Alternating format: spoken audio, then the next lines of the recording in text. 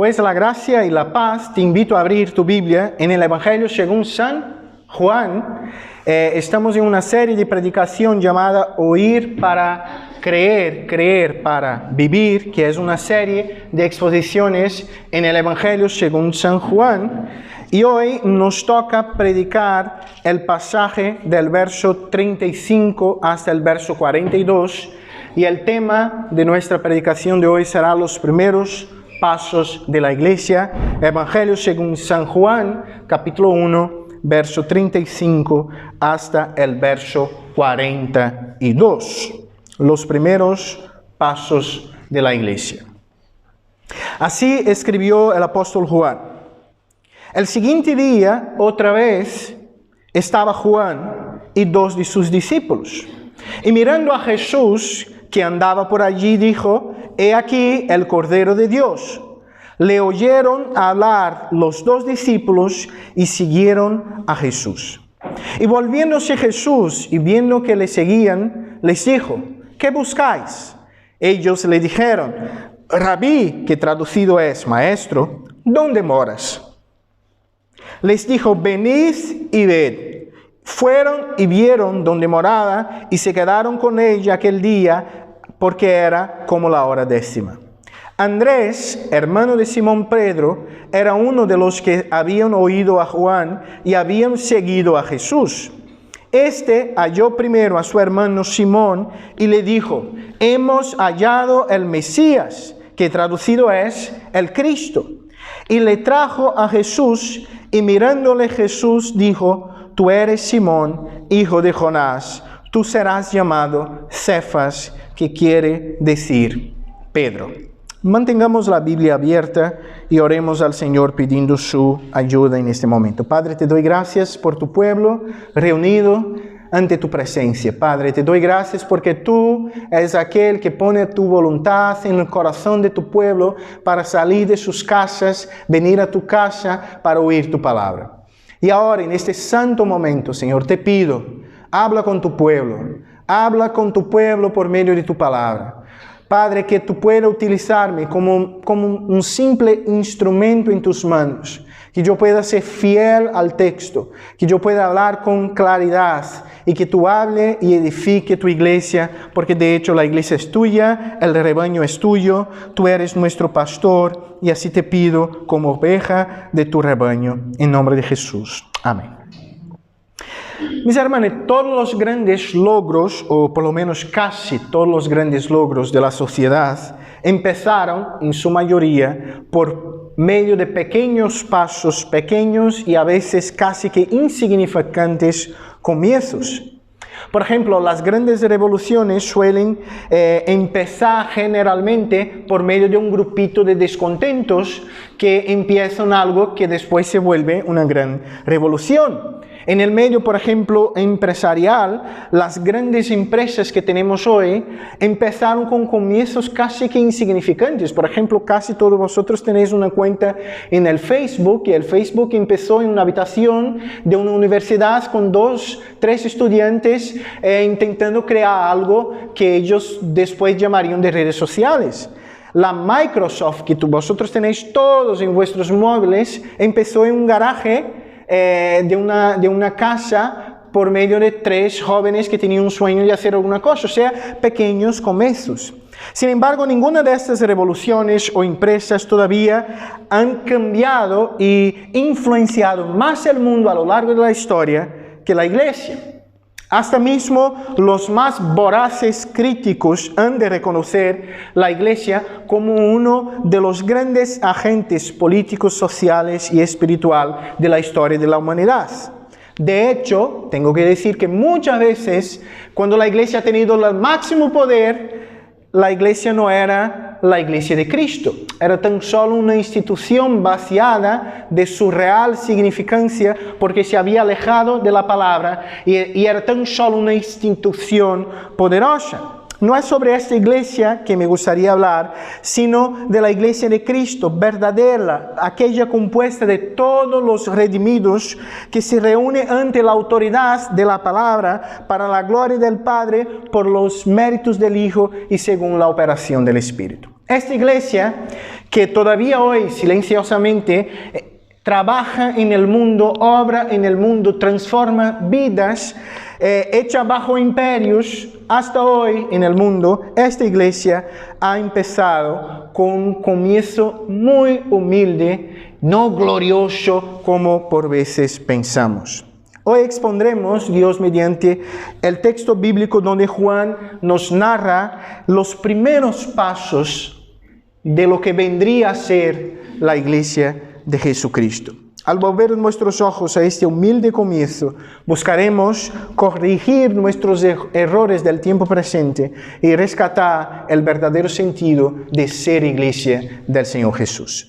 Pero para esto necesitamos comprender el contexto. Aquellos que ya nos acompañan pueden echar un vistazo en el capítulo 1.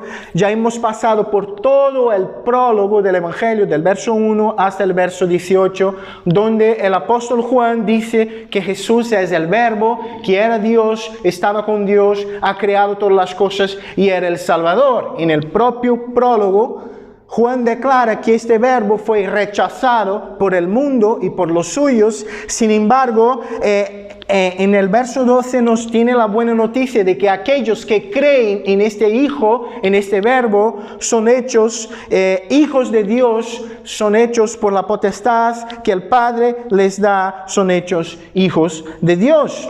Después, semana pasada, hemos visto un texto del 19 hasta el 34, donde Juan se enfatiza el testimonio del otro Juan, Juan Bautista.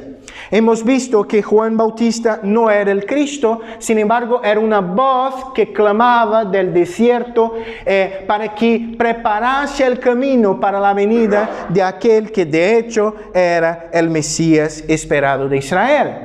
Y hemos visto semana pasada que Juan declara claramente en el verso 29 que este Jesús es el Cordero de Dios que quita el pecado del mundo. Hemos visto esta declaración mesiánica de Juan y ahora seguimos no más con el énfasis en el ministerio de Juan el Bautista, sino ya empezando lo que sería el ministerio público de Cristo. Entonces, los primeros pasos de la iglesia, yo creo que el texto nuestro de hoy puede ser dividido en 3 momentos. El primer de ellos yo llamaré de hablar, oír y seguir. Mira el verso 35. El siguiente día, otra vez estaba Juan y 2 de sus discípulos. A mí ya me llama la atención el uso que el autor hace de la expresión otra vez. El autor ya declara que esto no había pasado solo este día, sino que ya había pasado otras veces en el pasado. Y lo que pasó otras veces era que Juan seguía con el grupo de sus discípulos predicándole la palabra. Sin embargo, el texto continúa diciendo en el verso 36, y mirando Jesús que andaba por allí, dijo, he aquí el Cordero de Dios. De estos 2 versos ya aprendemos algo muy precioso. El hecho de que los primeros pasos de la iglesia es fruto de la perseverancia en la predicación. Juan el Bautista no predicó tan solo una vez. Él predicó por lo menos 2 y sabemos que muchas más veces al mismo grupo de personas hasta que de alguna manera Dios produciera en sus corazones el fruto del arrepentimiento, del nuevo nacimiento. Y es interesante que el mensaje no cambió, porque el verso 36 declara que Juan al ver Jesús declara, he aquí el Cordero de Dios. El mismo mensaje que Juan había predicado en el día anterior. Pero lo que aprendemos aquí es que debemos perseverar en el anuncio de Cristo, de las Escrituras, aunque no veamos los frutos inmediatos. Nosotros somos una generación que cuando no vemos las cosas ocurriendo, ya nos desanimamos, no queremos hacer más nada, porque intentamos y nada funciona. Pues te digo una cosa, Juan predicaba el mismo mensaje todos los días, su público oía este mensaje todos los días, pero no era todos los días que él tenía una contestación positiva. Debemos perseverar en la predicación. Algunas personas piensan equivocadamente que, mira, he intentado una vez aquí con esta persona.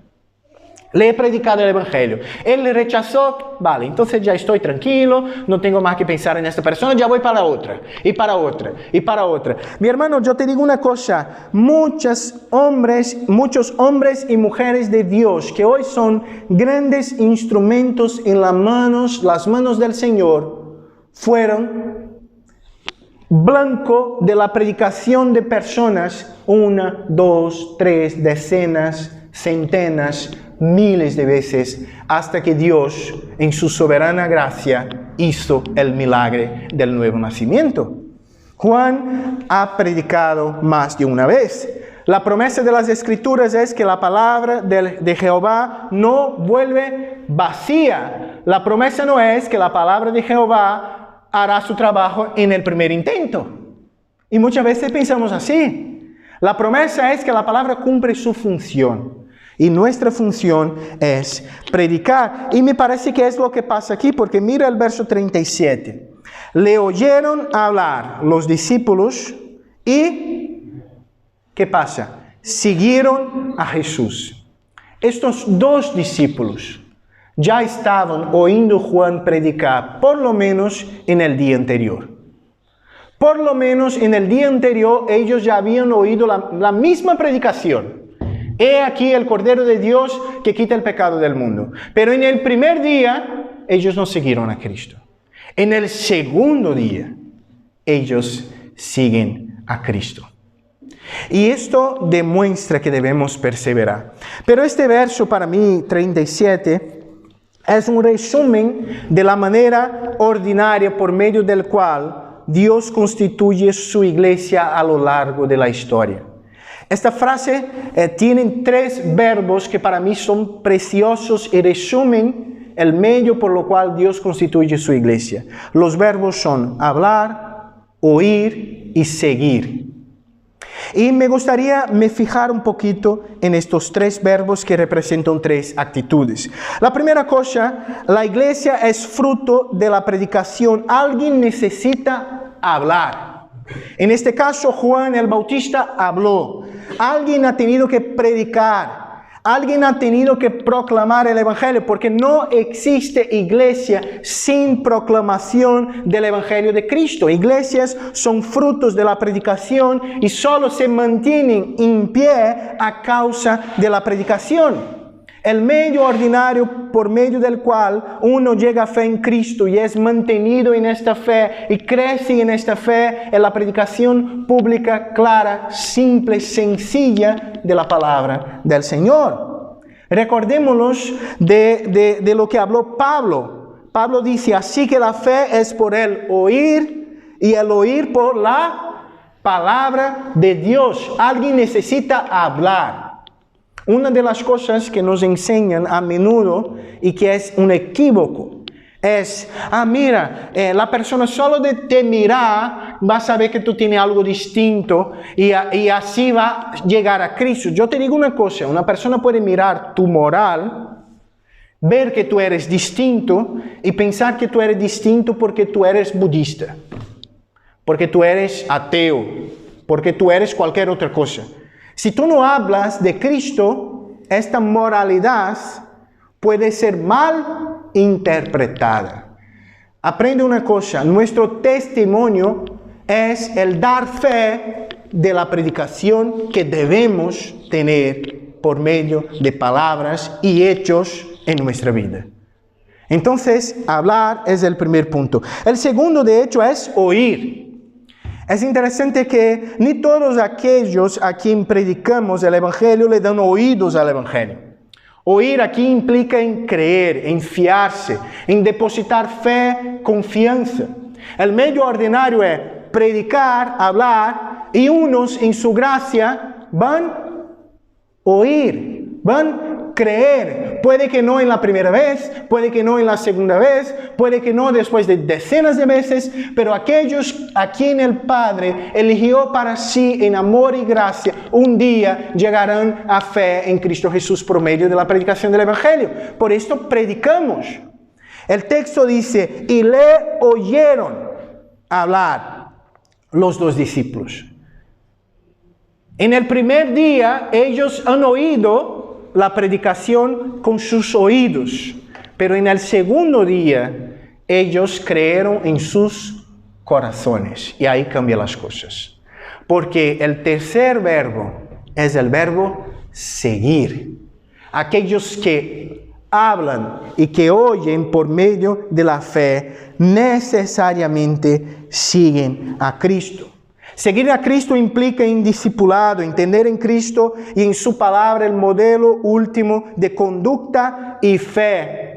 Tal vez yo creo que este es el llamamiento más básico y revolucionario del cristianismo. Jesús dijo, sígueme, sígueme. Venga en pos de mí, sígueme. Y yo digo una cosa, la iglesia es constituida por medio de la predicación, de la fe que Dios pone en los corazones de aquellos que oyen y estos siguen a Cristo. Tienen una relación íntima con Jesucristo.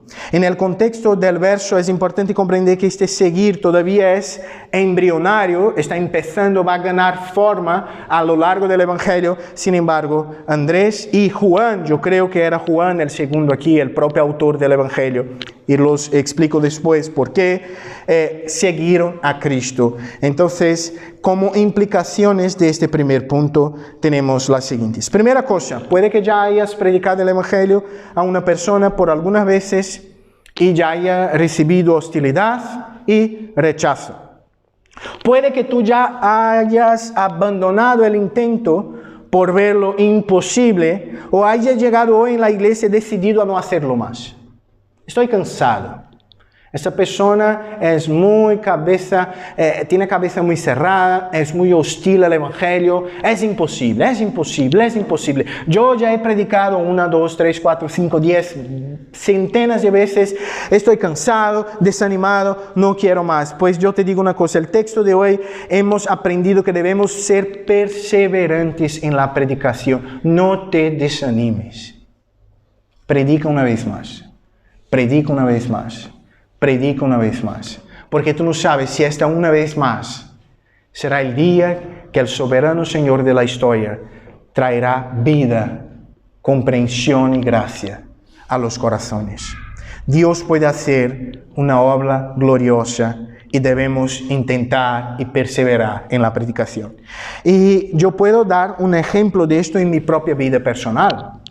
Mi padre se casó con mi madre, mi padre no era creyente y de hecho mi padre ha tardado 23 años desde el día del matrimonio con mi madre hasta el día de su conversión. 23 años han tardado mi padre a llegar al Señor. Pero una cosa me llama la atención en la historia de mi padre. Mi padre no era aquel tipo de persona hostil y que rechazaba completamente la iglesia. No, él era más el tipo de persona que iba a la iglesia con mi madre, con nosotros, por mucho tiempo.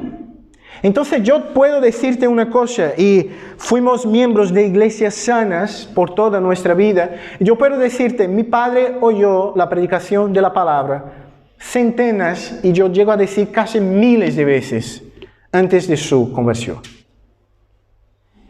Pero un día, 23 años después, Dios cambió el corazón de mi padre. Y hoy mi padre es un nuevo hombre en Cristo Jesús. Ha tardado 23 años. Ha tardado decenas, centenas de predicaciones. Pero te digo una cosa, no te desanimes. Predique la palabra. Persevere en la predicación de la palabra. Porque por medio del hablar, unos oirán, creerán. Y de hecho, lo que vamos a llegar aquí es que unos seguirán a Cristo. Unos seguirán a Cristo. Entonces, vamos al segundo momento del texto, un relacionamiento más profundo. Un relacionamiento más profundo. Mira el verso 38. Mira el verso 38. Y volviéndose Jesús y viendo que les seguía, les dijo, ¿qué buscáis? Ellos le dijeron, Rabí, que traducido es maestro. ¿Dónde moras? ¿Dónde moras? Es muy interesante algo en este texto. Jesús vio ahora, hasta ese momento Jesús caminaba solo, ¿vale? Jesús caminaba solo, pero ahora Jesús vio que tenía dos con él, dos discípulos caminando con él, dos que eran discípulos de Juan. Y Jesús les mira, fíjase en ellos y le pregunta, ¿qué buscáis? Qué pregunta increíble. Nosotros vamos a ver en el Evangelio, según San Juan, que Jesús es el verdadero maestro de las preguntas. Jesús hace preguntas, diagnóstico, vamos a decir así, para un montón de gente. Y Él empieza su ministerio público haciendo lo mismo. ¿Qué buscáis? Esta pregunta, de hecho, llama la atención y quiere poner en énfasis cuál era el deseo, el propósito por lo cual Andrés y Juan estaban interesados en seguir a Cristo. Este tipo de pregunta continúa siendo hecha por Cristo hacia hoy. ¿Por qué nosotros le buscamos? ¿Por qué estamos en la iglesia? ¿Por qué decimos que seguimos a Él? ¿Cuáles son nuestras intenciones? Y la contestación es muy interesante. La primera cosa, ellos responden con Rabí, que traducido es maestro, y de hecho ya comprendemos que al principio estos hermanos no tenían tanta comprensión de la profundidad del ministerio de Cristo, porque Cristo sí era un rabí, pero Cristo no era tan solo un rabí, ¿vale? Pero ellos preguntan, ¿dónde moras? ¿Dónde moras? Necesitamos comprender que en el contexto judaico, estar en la casa de una persona expresa tener intimidad con esta persona. Hoy todavía es lo mismo, pero en el contexto judío era todavía mucho más. Pero vale, hoy en día tú llamas a una persona a comer contigo en la mesa de tu casa para expresar que tú tienes comunión, que tú tienes intimidad con esta persona. El deseo de estos discípulos era estar con Cristo en su intimidad, personalmente, un relacionamiento profundo. El discipulado cristiano no lo es, por lo tanto, tan solo un asentimiento intelectual, yo creo en algunas cosas, sino que es un relacionamiento personal y real con una persona que se llama Jesucristo. El texto dice en el verso 39, les dijo Jesús, venid y ved. Fueron y vieron dónde moraba y se quedaron con él aquel día porque era como la hora 10. La hora 10 sería sobre las 4 de la tarde y la idea es que como ya era casi noche, ellos se quedaron toda la noche, todo el día con Cristo. Esta es la idea básica que tenemos en el texto. Dejemos el video para allá. Ahora olvidemos de la grabación. Se quedemos aquí mirándome. ¿Vale? Vale. Entonces, venid y ves es un texto que habla de comprobar las cosas. Como tú dices a un crío.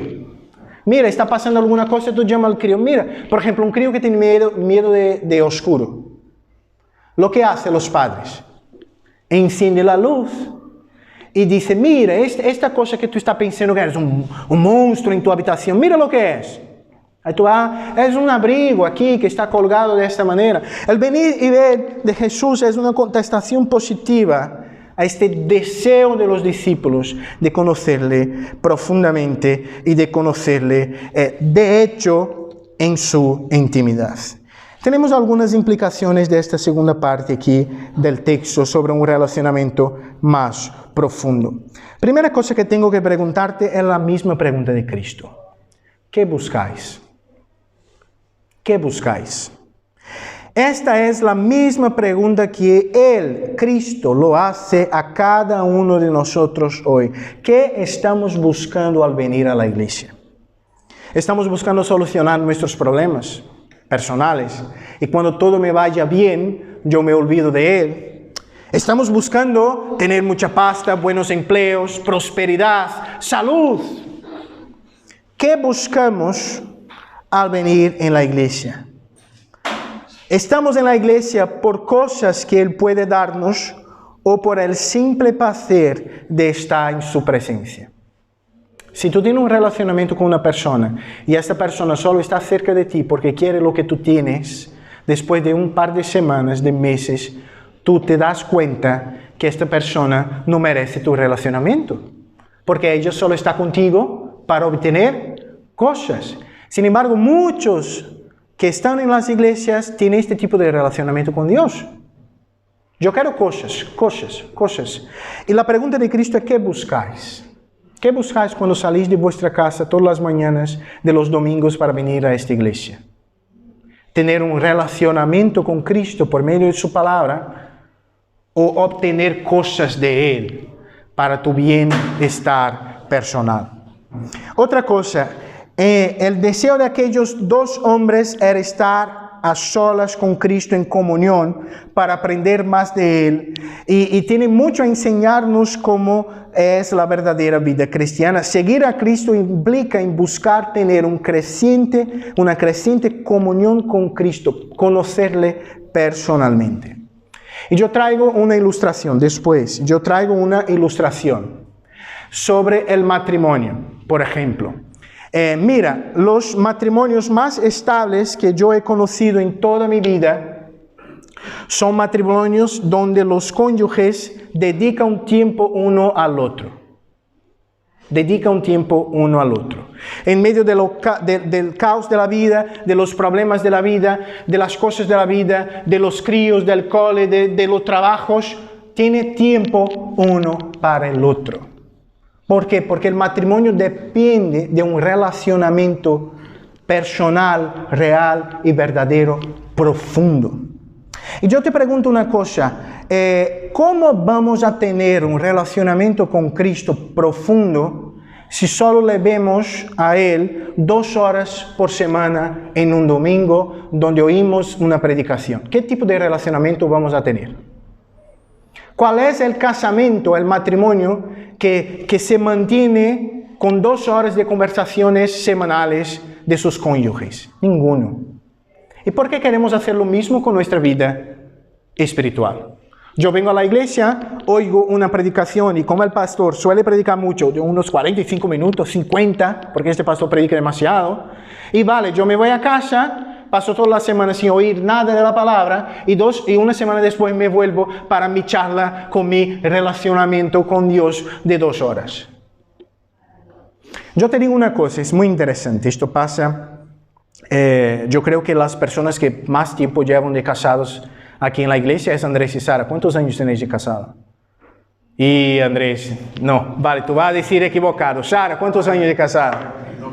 40 y pico, vamos a decir así, 40 y picos.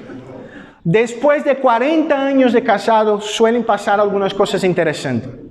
2 personas distintas, después de años de matrimonio, empiezan a ser semejantes en muchas cosas.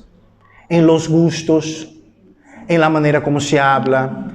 Después de años de matrimonio, un ojo habla mucho más que las palabras, ya se sabe mucha cosa. ¿Por qué? Oye una cosa, relacionamiento genera intimidad y intimidad genera semejanza, ser parecido. Tener un relacionamiento con Dios genera intimidad con Dios, profundidad. Y intimidad y profundidad genera semejanza. Yo soy más como Cristo y menos como yo era. Esto es la vida cristiana. Ser más como Cristo y menos Gabriel. Más Cristo y menos Gabriel. Más Andrés y menos, más Cristo y menos Andrés. Más Narcisa y menos, más Cristo y menos Narcisa. Esa es la idea que tenemos en el texto. Entonces, que no hagamos este tipo de relacionamiento fast food, vamos a decir así, comida rápida con Dios. Yo voy allí 2 horas al domingo, ya está, he cumplido mi deber religioso y ya está. No. Es algo que tú tienes que hacer a diario, en tu casa. De la misma manera que tú tienes que mantener tu matrimonio con charlas, conversaciones, sonreír, llorar, conversar, orar a diario. Esa es la idea bíblica. La última implicación de este punto es que la respuesta de Cristo, venid y ved, es preciosa e instructiva. Pero te digo una cosa, la única manera que nosotros tenemos de venir y ver es por medio de la palabra. Ninguno de nosotros conoce a Cristo personalmente. Solo conocemos a Cristo por medio del testimonio de su palabra. ¿Quieres tener un relacionamiento profundo con Cristo? Ame la palabra, lea la palabra, estudie la palabra, viva la palabra.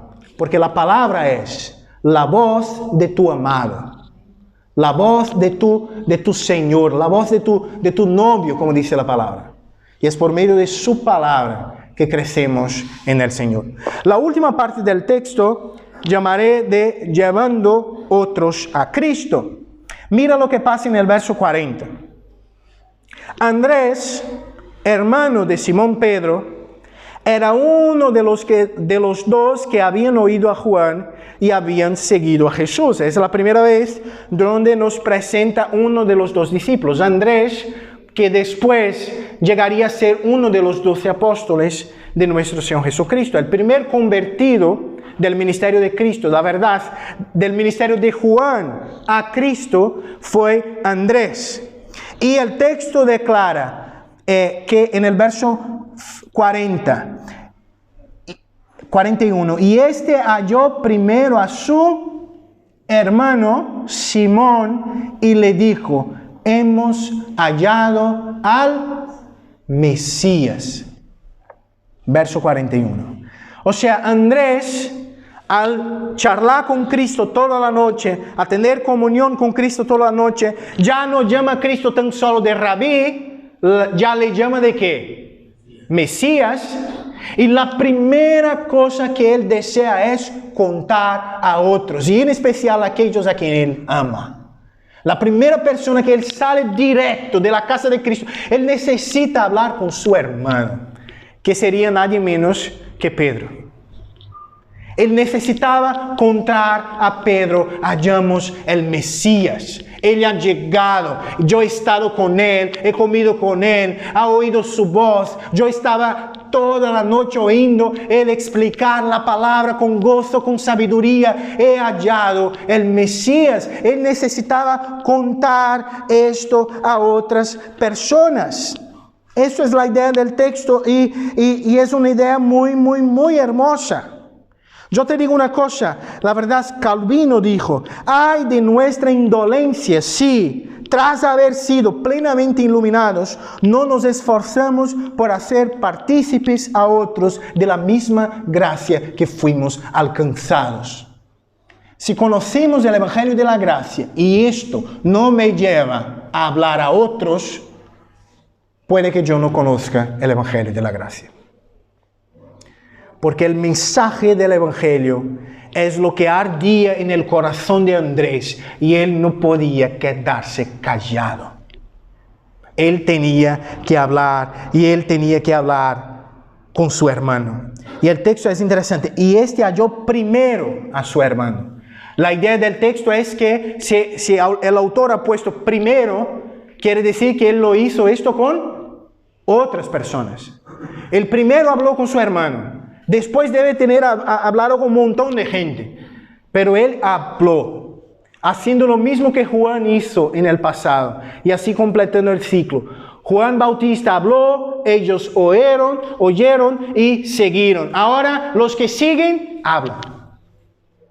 hablan a su hermano. Para que otros puedan oír y puedan seguir y así puedan hablar. Ese es el ciclo del discipulado que tenemos aquí. Y el verso 42 declara, y le trajo a Jesús. Y mirándole Jesús dijo, tú eres Simón, hijo de Jonás, tú serás llamado Cefas, que quiere decir Pedro.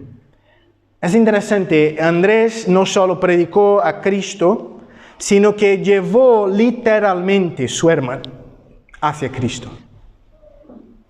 Y yo creo que nosotros debemos llevar otros a Cristo No podemos hacer de la misma manera que Andrés, que cogió la mano de su hermano y dijo, vamos a venir y ver a Cristo, pero podemos hacer por medio de nuestra predicación, oración y testimonio hacia los otros, hacia nuestros hermanos, nuestros maridos, nuestras esposas, nuestros colegas de trabajo. Debemos llevar otros a Cristo. Y Jesús mirándole, la palabra mirar aquí en el original tiene la idea que Jesús se fijó en Pedro, aquel Pedro que iba a estar con él por 3 años. Aquel Pedro que no solo sería parte de los 12, sino de los grupitos de los 3, más íntimos, más cercanos.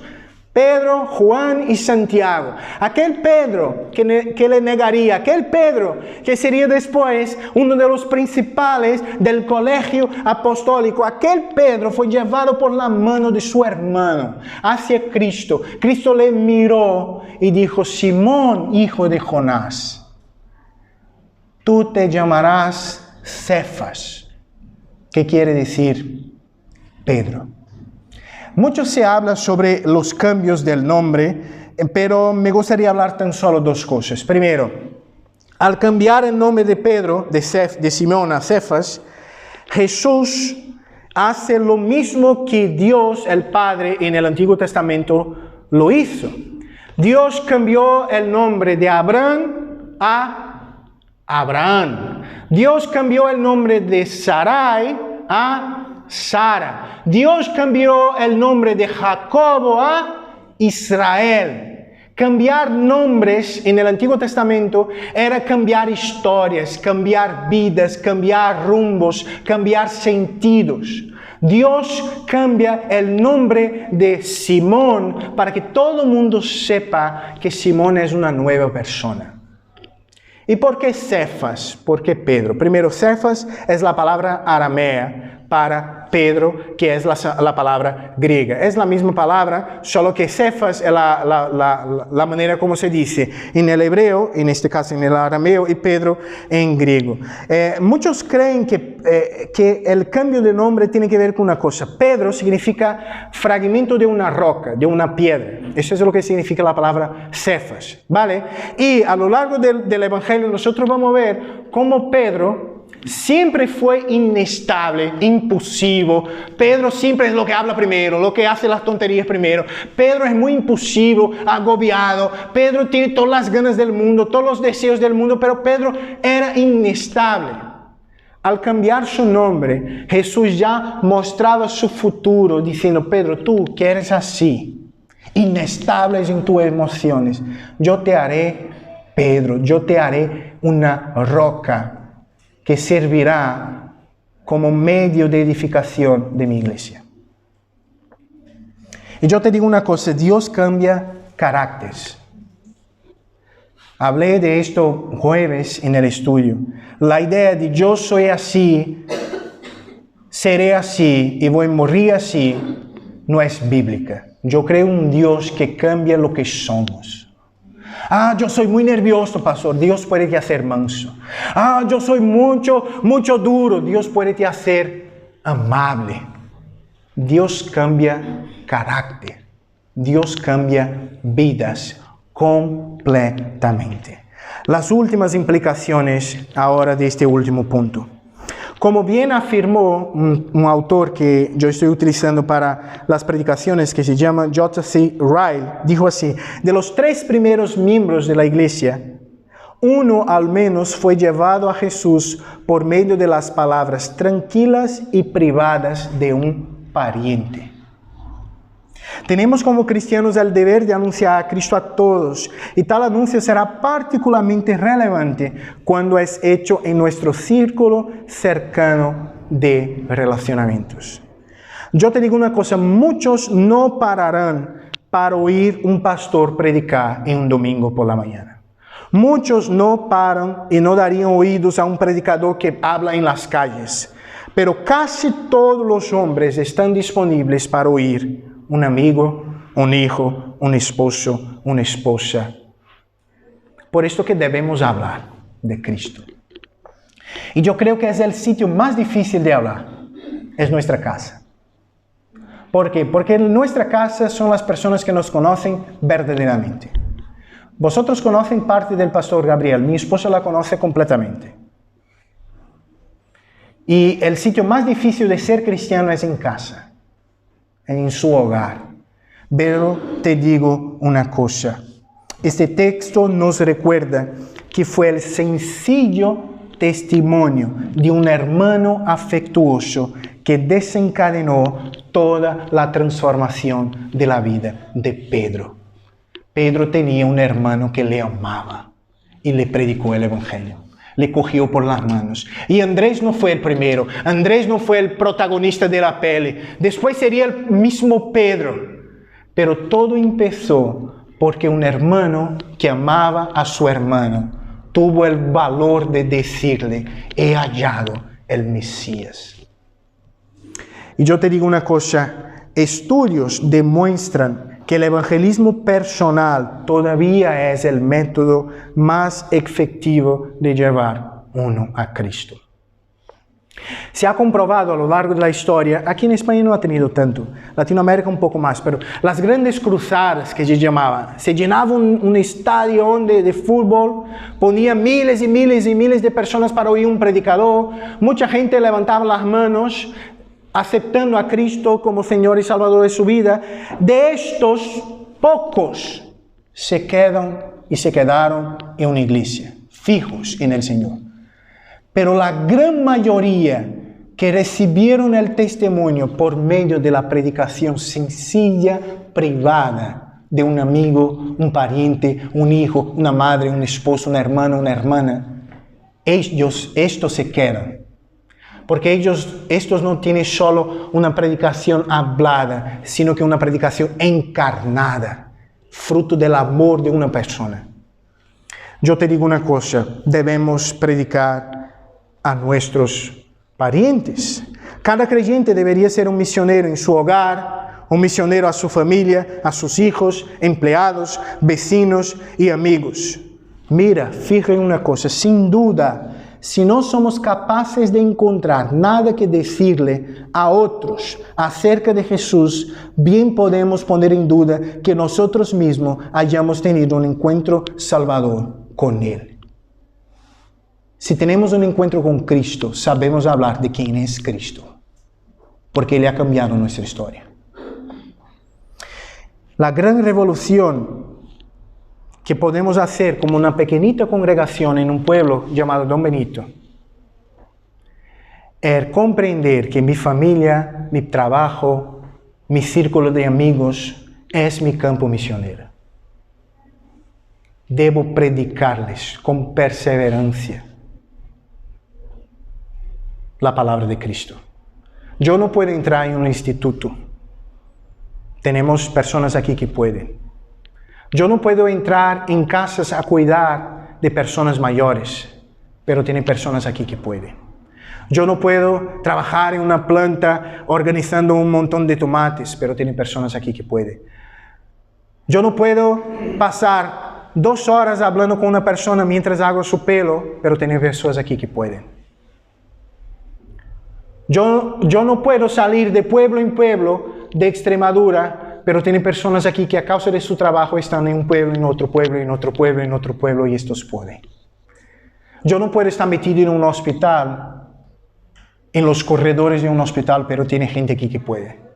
Y Dios quiere usarnos para predicar el evangelio. Yo no puedo estar todo día en tu casa, pero tú estás. Y tú tienes el deber de predicar el evangelio a los tuyos. Y la gran noticia es que Cristo cambió la vida de Andrés, de Juan, de Pedro, y continúa cambiando vidas hoy. Dios es capaz de cambiar tu vida, cambiar la vida de tu esposo, de tu esposa, de tu hijo, de tu hija, de lo más rebelde, de lo más difícil. Dios es capaz de hacerlo. Continuemos perseverantes, porque el Dios que cambió de Abraham a Abraham, de Jacob a Israel, de Simón a Pedro, es el Dios que continúa cambiando vidas hoy. y por eso debemos predicar el Evangelio. Mis hermanos, para concluir, hoy hemos estudiado un precioso e importante pasaje de las Escrituras que nos narra los primeros pasos de la iglesia. El humilde comienzo de la iglesia ocurre por medio de 3 vidas cambiadas. Una por el testimonio particular de un hermano y 2 por la predicación, vamos a decir así, ya repetida de un profeta. Hemos visto que primero tenemos la necesidad de perseverar en la predicación y hemos oído sobre la dinámica ordinaria por medio de lo cual Dios constituye la iglesia: hablar, oír y seguir. Estas 3 cosas tienen que existir, si no, no existe iglesia. Hemos visto que aquellos que siguen a Cristo buscan tener un relacionamiento profundo con Cristo. ¿Qué buscáis?, dice Jesús. Y yo te digo que nuestra contestación sea: estar donde tú estás, estar a tus pies, tener comunión contigo mismo. Por último, hemos visto cómo los recién convertidos tenían el anhelo, las ganas de anunciar a Cristo a su familia, y fuimos motivados a ser nosotros mismos proclamadores de esta verdad. Vamos a orar al Señor una vez más. Padre, te doy gracias por tu palabra, te doy gracias por el privilegio de anunciar tu palabra en esta mañana. Te pido, Señor, que tú puedas hacer de tu iglesia fuerte en tu palabra, que nuestras raíces puedan ser profundas en tu palabra. Padre, líbranos, Señor, líbranos de tener un relacionamiento contigo de 2 horas por semana. Líbranos, Señor, de oír tu voz por medio de tu palabra tan solo en una predicación por la semana. Padre, enciende la llama de nuestros corazones para amarte, para desear estar contigo, para tener ganas de estar solos contigo mismo y tu palabra. Padre, nos hace hablar para que otros puedan oír y seguir, y también hablar del Cristo del Evangelio. Y nos dar el valor, Señor, esta semana, de hablar de Cristo a nuestra familia, a nuestros vecinos, a nuestro lugar de trabajo. Nos da sabiduría, métodos, discernimiento y capacidad. Así te pido en nombre de Jesús. Amén.